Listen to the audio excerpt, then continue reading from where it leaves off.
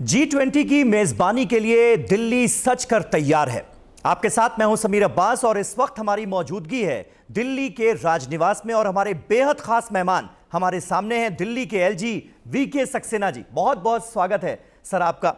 दिल्ली में बहुत शानदार काम हुआ है, पहले तो इसकी मुबारकबाद आपको। धन्यवाद, बहुत बहुत धन्यवाद। लेकिन मेजबानी के लिए एक तरफ दिल्ली तैयार है, सच कर पूरी तरह से काम बहुत अच्छा हुआ है, लेकिन काम के क्रेडिट को लेकर भी बड़ा झगड़ा नजर आ रहा है। दिल्ली सरकार ने क्या वाकई ज्यादातर काम किया है और केंद्र सरकार से उन्हें इसके लिए पैसा भी नहीं मिला है?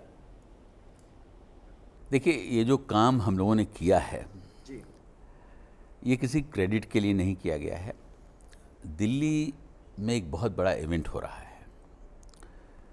दिल्ली उस इवेंट की मेज़बानी कर रहा है जहां 20 देशों के टॉप लीडर्स, राष्ट्रीय अध्यक्ष एक साथ आ रहे हैं। बिल्कुल। इसके पहले ऐसी कोई घटना दिल्ली में नहीं हुई है इस लेवल की। यहाँ ज़रूरत है कि एक टीम की तरीके से काम किया जाए और जो हमारे देश की ग्लोरी है, ख़ास तौर से दिल्ली सिटी को जो हमें दिखाना है जो वर्ल्ड लीडर्स को, उसे उसकी तरीके से तैयार किया जाए। तो आप ये मानते हैं क्या कि दिल्ली की केजरीवाल सरकार ने अपना काम ठीक ढंग से किया होता तो आज इस लेवल पर तैयारी की ज़रूरत ही नहीं पड़ती G20 के लिए? मैंने बहुत कम शब्दों में इस बात को कहा है कि 9 साल का पीरियड एक बहुत बड़ा पीरियड होता है। मैं पहले भी ये बात कह चुका हूँ और अभी भी कहूँगा कि अगर 1 साल भी इतनी मेहनत से दिल्ली में काम किया गया होता तो शायद दिल्ली की शक्ल बदल रही होती। G20 की तैयारियों के लिए एलजी चॉइस क्या है, आपकी चॉइस क्या है? क्या ऐसा है जो आपकी वजह से हुआ है? ये मेरी वजह से नहीं हुआ है, सबकी वजह से हुआ है। मैं उन डिपार्टमेंट्स के नाम भी लेना चाहूँगा जिन्होंने दिन रात मेहनत की है, और वो सिर्फ दिल्ली सरकार के नहीं हैं, भारत सरकार के भी हैं। NHAI का इसमें रोल है, CPWD का रोल है इसमें, एयरफोर्स की टीम भी इन्वॉल्व थी, कैंटोनमेंट बोर्ड भी इन्वॉल्व है, NDMC इन्वॉल्व है, DDA है, PWD है, फॉरेस्ट डिपार्टमेंट यहाँ का ASI है। तो सभी लोग इसमें इन्वॉल्व हैं और सभी ने एज ए टीम काम किया है। विवाद इस बात को लेकर हो गया कि शिवलिंग की आकृति के फव्वारे लगाए गए। अब तो बाकायदा आम आदमी पार्टी ने पुलिस में आपके खिलाफ एक शिकायत तक करा दी है। आरोप यह लगा कि ये आइडिया जो था शिवलिंग की आकृति वाले फव्वारों का, वो आपका था। इसमें कितनी सच्चाई है और क्या ये बात सही है कि आपके प्रति जवाबदेह जो डिपार्टमेंट्स हैं उन्होंने ये काम करवाया? देखिए, दिल्ली के अंदर बहुत सारे फाउंटेन्स लगाए गए हैं, बहुत सारे आर्टिफैक्ट्स लगाए गए हैं, बहुत सारी स्टैचूज़ लगाई गई हैं। ये एक आर्टिजन की अपनी कल्पना है और इसे इससे ज़्यादा और देखने की ज़रूरत नहीं है। कौन इसको क्या देखता है, ये उनकी अपनी भावना है। लेकिन आरोप तो वो ये लगा रहे हैं कि हिंदू भावनाओं को आहत करने का काम किया गया है। शिवलिंग की आकृति वाले फव्वारे लगा दिए गए, वो शिवलिंग जिसको हिंदू पूजते हैं। कुछ लोगों की आदत होती है आरोप लगाने की, उन आरोपों में मैं कभी जाता नहीं हूँ। तो आप और दिल्ली के CM अरविंद केजरीवाल जी जब किसी भी सार्वजनिक जगह पर एक साथ मिलते हैं तब तो माहौल बड़ा खुशनुमा नज़र आता है, लेकिन बयानों में जो तल्खियाँ नज़र आती हैं उससे तो लगता है कि सब कुछ बड़ा तनावपूर्ण है। ऐसा क्यों? आपने शायद कभी कोई ऐसा मेरा बयान नहीं देखा होगा जिसमें मैंने ऑनरेबल CM को क्रिटिसाइज़ किया हो या कभी उनके खिलाफ कोई बहुत सख्त बयान दिया हो। ये मेरे नेचर में भी नहीं है।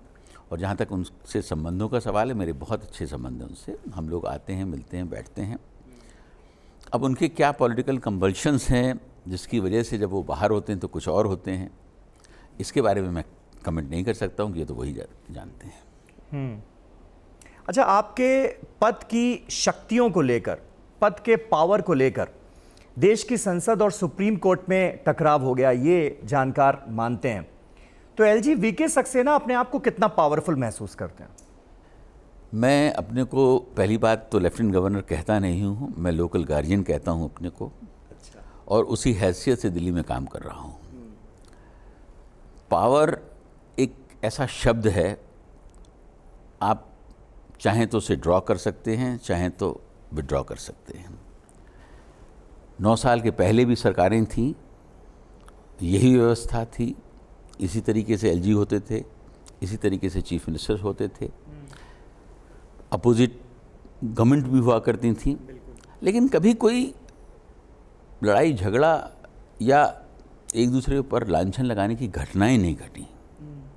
अच्छा, दिल्ली पर एक बार फिर आते हैं। दिल्ली में विकास तो बहुत हुआ भी है, होता भी है, लेकिन क्या आपको लगता है कि अब दिल्ली पूरी तरह से सक्षम है कि इस तरह के बड़े लेवल के अंतर्राष्ट्रीय आयोजनों की मेज़बानी कर सके? बिल्कुल है, क्यों नहीं है। दिल्ली नेशनल कैपिटल है, यहाँ वो सारी तैयारियाँ होनी चाहिए कि बड़ा सा बड़ा इवेंट एक हफ्ते के नोटिस पे होना चाहिए। ये इवेंट जो हो रहा है यहाँ पर, उसकी तैयारियाँ बहुत समय से हो रही थी, 2 महीने में इंटेंसिव तैयारी हुई, उसकी हमें ज़रूरत नहीं है। नेशनल कैपिटल को हर वक्त रेडी होना चाहिए। हमारी कोशिश होगी कि दिल्ली हमेशा उस तरीके से रेडी रहे। तो G20 समिट की मेज़बानी के बाद क्या दिल्ली का यही स्वरूप कंटिन्यू होते हुए हम देखेंगे कि किसी भी तरह के बड़े अंतर्राष्ट्रीय आयोजनों की मेज़बानी किसी भी वक्त दिल्ली कर सके? बिल्कुल ठीक कह रहे हैं आप। मैंने 16 सितंबर से ऑलरेडी प्लान करके रखा हुआ है। अच्छा। जो ज़रूरत है वहाँ, कोई आर्टिफैक्ट्स को लगाने की ज़रूरत है, फाउंटेन को लगाने की ज़रूरत है, या कोई और चीज़ की डेवलपमेंट की ज़रूरत है, जिस तरीके से अभी हमने इसके लिए प्लान किया था, उनको भी प्लान करके पूरे दिल्ली को इसी तरीके से बनाने का हमारा सपना है। और दिल्ली को जो एक नेशनल कैपिटल का रूप होना चाहिए, वो देने की तैयारी करेंगे। यानी ये दिल्ली की जनता और देश की जनता ये मान सकती है कि दिल्ली का स्वरूप जो है, जो अभी हमें नज़र आ रहा है, ये बरकरार रहने वाला है? बिल्कुल बरकरार रहेगा। ये भी मैं आपसे कहना चाहता हूँ कि अभी तक जो हम लोगों ने काम किया है, तो इतने सैकड़ों फाउंटेन्स लगाए हैं, स्टैचूज़ लगाई हैं, इनकी मेंटेनेंस के लिए भी हम लोगों ने अभी से इंतज़ाम कर दिया है। कॉन्ट्रैक्ट्स दे दिए गए हैं जिससे कि वो साल भर उसको मेंटेन करें, ग्रीनरी को मेंटेन करें। ऐसा ना हो कि इवेंट ख़त्म होने के बाद सब कुछ ख़राब हो जाए, फुवारे बंद हो जाएं, स्टैचूज़ हट जाएं। ऐसा कुछ भी नहीं होगा, दिल्ली को वैसे ही मेंटेन करा जाएगा। ऐसा आपने क्या किया है जिसे विदेशी मेहमान जो हमारे यहाँ आ रहे हैं वो कभी भूल नहीं पाएंगे? कुछ ऐसे काम हैं क्या? कोशिश तो ये की गई है कि जो हमारा कल्चर है, जो हमारा हेरिटेज है, वो दिल्ली का या देश का विदेशी मेहमानों को दिखाया जाए। जहाँ तक खान पान का सवाल है, वो MEA पूरी उसमें कोशिश कर रहा है कि किस तरीके से इंडियन क्यूजीन्स जो हैं उसका स्वाद उनको मिले। यहाँ जो उनकी स्पाउसेस आ रही हैं, उनको जगह जगह पे घुमाने का भी प्लान है। जब वो यहाँ से जाएं तो दिल्ली के हेरिटेज को देख के जाएं, दिल्ली की गलियों को भी देखें, दिल्ली के मार्केट्स को भी देखें।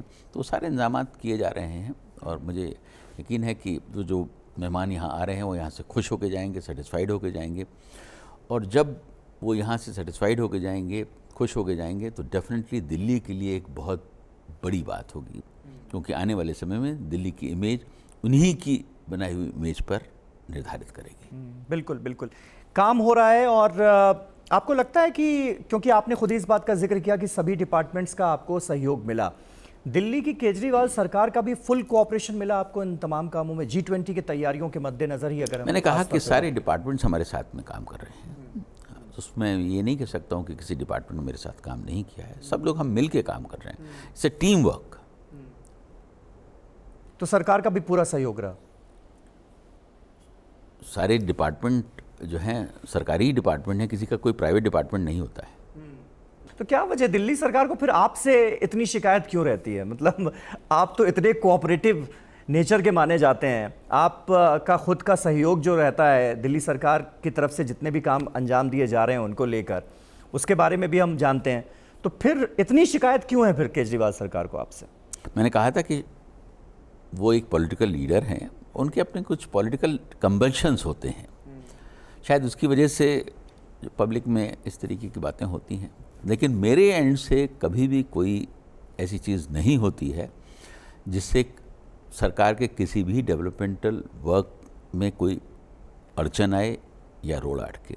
मैं आपको एग्जांपल दे देता हूँ। अभी कुछ दिन पहले ही हम सीएम साहब हमारे साथ थे, बैठे हुए थे जी। ऐसी बातों बातों में ही मैंने उनको बताया कि मैंने आपके जल बोर्ड की 22 एप्लीकेशंस हैं ज़मीन मांगने की, मैंने 18 अप्रूव कर दी हैं।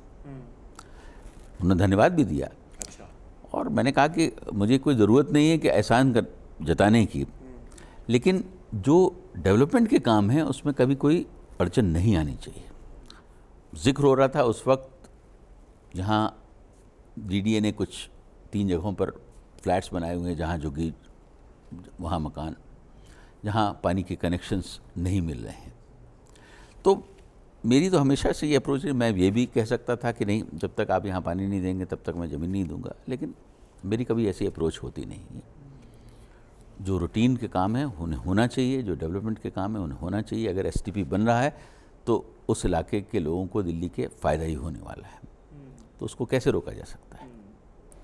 तो दिल्ली के एलजी और केजरीवाल सरकार के बीच सीज़ फायर कब होने जा रहा है? आप खुद कह रहे हैं कि बहुत सारे ऐसे काम जो आपने जल्दी निपटाए सरकार के, उसके लिए उन्होंने धन्यवाद भी अदा किया। क्या इसे सीज़ फायर माना जाए या फिर सीज़ फायर कब हो जाएगा? क्योंकि इसे लेकर भाई दिल्ली के लोग जो हैं वो बड़े चिंतित रहते हैं। मेरा अपना मानना है कि हमारी जब कोई लड़ाई ही नहीं हुई तो सीज़ फायर की ज़रूरत कहाँ पड़ेगी। मेरी ऐसी कोई उनके साथ जो है लड़ाई नहीं है, हमारे रिश्ते बहुत अच्छे हैं उनसे, और ये एक पब्लिक परसेप्शन बना हुआ है कि शायद हमारे उनके संबंध बहुत ख़राब हैं। इस पब्लिक परसेप्शन को आप दूर करना चाहते हैं? डेफिनेटली करना चाहते हैं। हम साथ में होते हैं, हम फंक्शंस करते हैं और एक साथ भाषण भी करते हैं, और सब अच्छा चलता है। सब अच्छा चल रहा है। चलिए, हम भी यही उम्मीद करते हैं कि सब अच्छा अभी भी चल रहा है और आगे भी चलता रहेगा। बहुत बहुत शुक्रिया हमसे बात करने के लिए, TV9 भारतवर्ष को इतना वक्त देने के लिए, सक्सेना साहब हमारे साथ जुड़ने के लिए। तो ये थे दिल्ली के एलजी वीके सक्सेना, जो बता रहे थे कि G20 के लिए किस तरह से दिल्ली सच कर तैयार है, और सबसे महत्वपूर्ण बात यह कि दिल्ली अभी जैसी नजर आ रही है इसका यही स्वरूप बरकरार रखा जाएगा, यह भी तय कर लिया गया है।